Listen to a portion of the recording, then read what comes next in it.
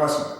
What we're going to do in this lesson is we're going to work the Tori applications in Kata, Naihanchi, Nidan. And so my partner here is going to be Richard Day. Come here, Rich. I'll get you introduced. Rich is a longtime student of mine. He's been training with me for over 30 years, and so he'll be the attacker, and we'll demonstrate the individual techniques in the kata. Keep in mind that the techniques in the kata are done individually.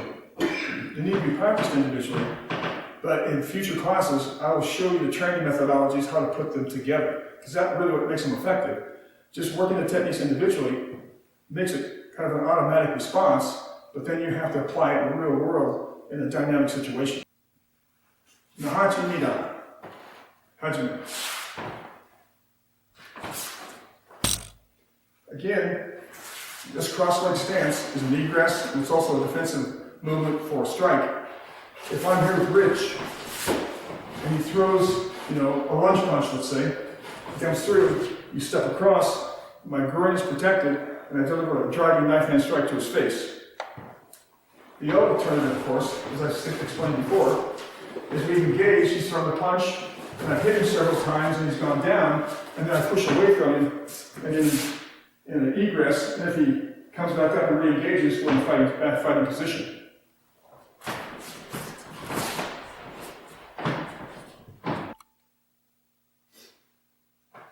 Naihanchi Nidan. Hajime. Okay, what you're doing here is I'm standing here, Rich is coming up behind me, put me in a bear hug. And so the first thing I want to do is I trap his hands and get him secure. And then I stomp on his instep and slide out. And this puts me, now that will release his grip, hopefully. And then what I do is I hammer strike his groin, more than once if necessary. But the reason why we trap the hands first is I don't want him to put a rear naked choke on me. So if I got one hand trapped, yeah, he can squeeze my neck, but he can't get the full choke on me with both hands. And that's why that's done this way. We trap them to make sure that I can't get choked. Naihanchi Nidan. Hajime.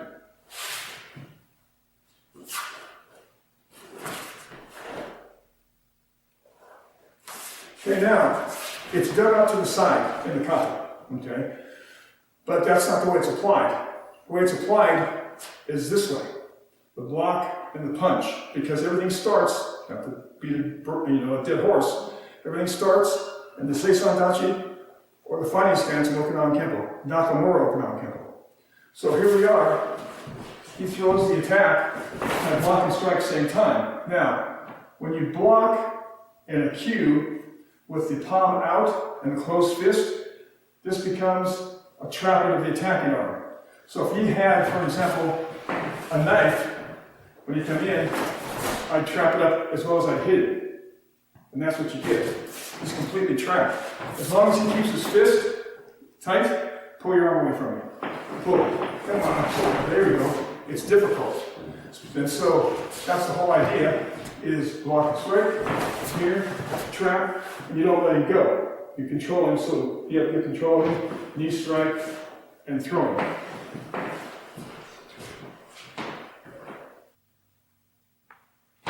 Naihanchi Nidan. Hajime.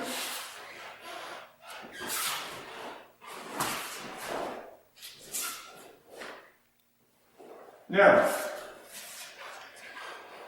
again, it's that cross-leg stance, that egress, or defensive stance.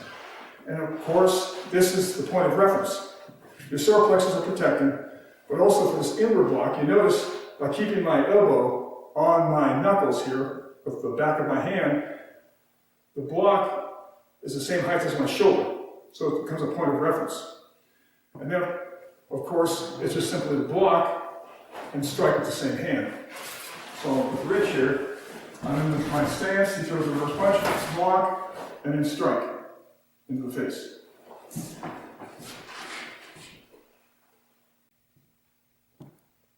Naihanchi Nidan. Hajime.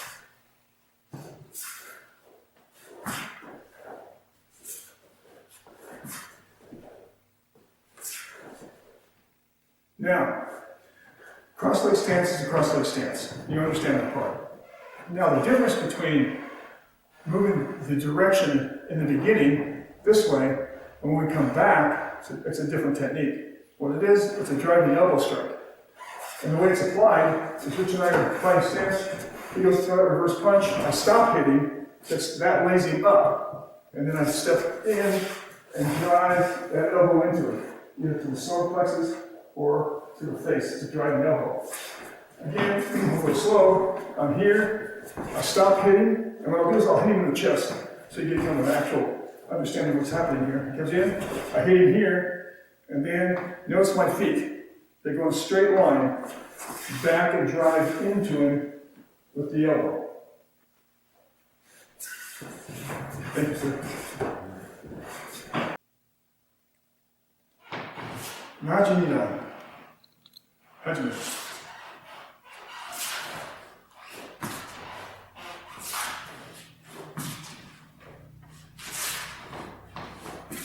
This is just the same as we did the other way. Now it comes from here. Okay, what this is, again, it's the wrist throw. Rich throws a reverse punch, I blend with him, and I do the throw. Hand against the back of his wrist, and this is not like they do in Aikido, where they kind of manipulate the joint. This is done in a very destructive fashion, so when I pull him in from here, this is a palm heel strike to the back of his hand. So I'm trying to shear his hand right off his wrist.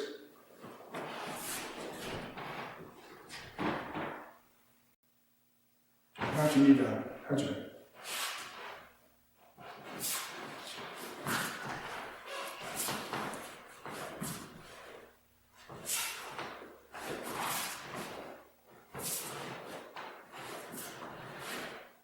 Okay, I didn't explain this portion over here, so we'll do it right now. And what this is the outer block, and the hand is the point of reference. Again, so it doesn't go up and down, it maintains the same height, universally for everyone, based on your body, but you're going to be in the same height of the shoulder. So again, I'm in my fighting stance. Richard throws a reverse punch. I simply block and strike.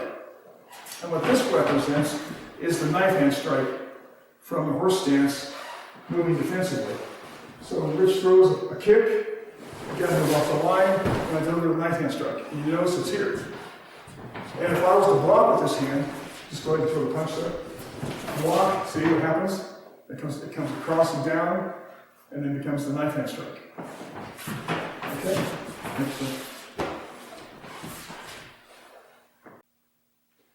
Nachi Didan. Hajime.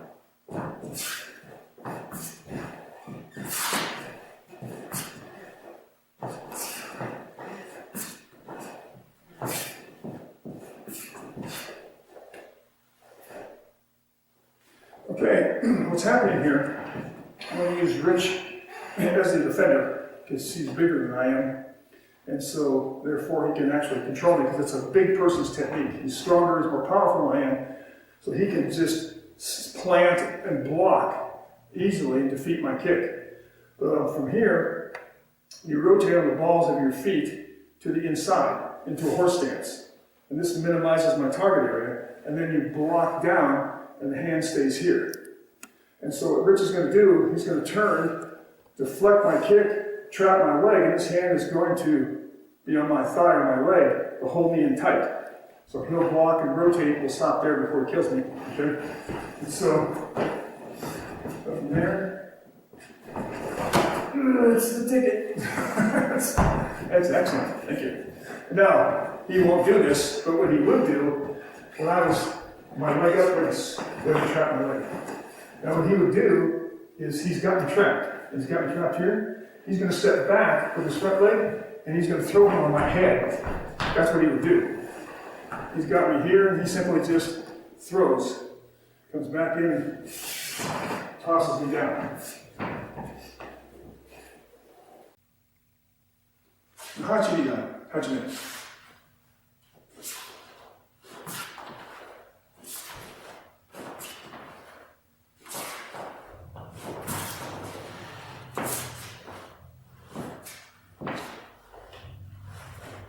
Next move, back. And what that is, that's a stop kick. for tonight fighting, we're in fight stance.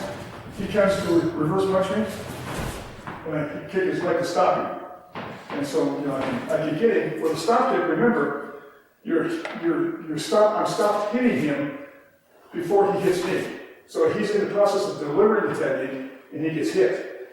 He's in the process of delivering the technique when I stop him with that knee stop.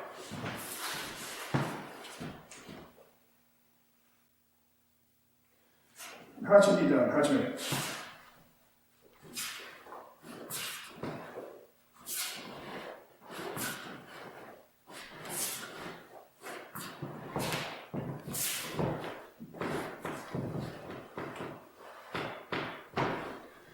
Now we have this.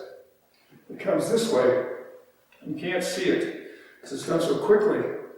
But it's two moves. From here, when I come across this way, the hand comes up. This is a block.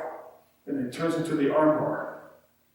And then, of course, it comes this way, and it's a reverse elbow strike where you get double power. You get the arm moving backward, but then you also get the palm being pushed on with the other hand. So it doubles the power of the elbow strike. So first we'll do the arm bar, which will punch with the left hand, then again you block and strike. You see how that works. And then we get into the bear hug on here. I'll come on behind me this second because they can see. And you, just like I showed you before, you stomp, you slide out, hit the groin, and now look what happens with the elbow strike. You get that powerful elbow strike to his midsection, ribs. Okay.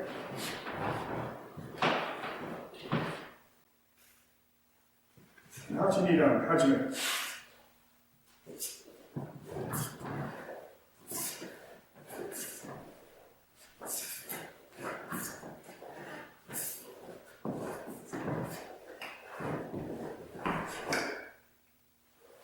Here, and crossbody punch.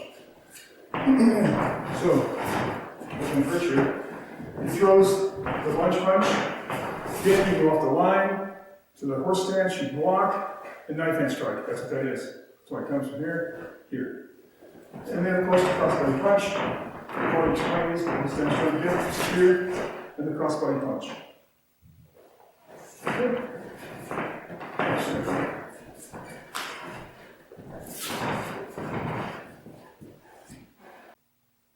How's your knee down? How's your knee?